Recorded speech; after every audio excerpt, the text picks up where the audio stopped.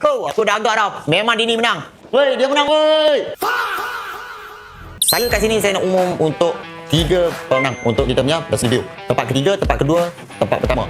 So, dah ready belum? Dah ready? Jom.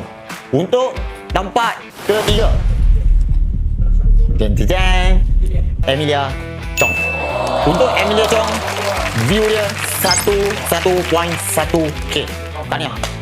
Okay, anda adalah tempat yang ketiga. Untuk tempat kedua adalah CEO of Cover Air dengan view dia 20.5. Tahniah. Untuk tempat yang pertama ni yang saya paling tak puas hati guys. Sebab apa? Rasa-rasanya tak mungkin. Korang rasa sebab dia. Okay, dengan view dia 37.5k. Hilmi Zulkifli. Terima kasih. Okay, Hajimi. Macam biasa Hajimi, saya akan tuntut yang awak nak beli lobster dengan saya. Itulah nama-nama untuk kita punya pemenang untuk best review. Yang mana yang tak dapat apa-apa lagi, untuk sebenarnya kita buat kempen kongsi rezeki. So korang jangan risau. Maybe next time kita akan buat lagi. InsyaAllah mana lah tahu. Okay, rezeki tuan-tuan membuat. So guys, you are the best.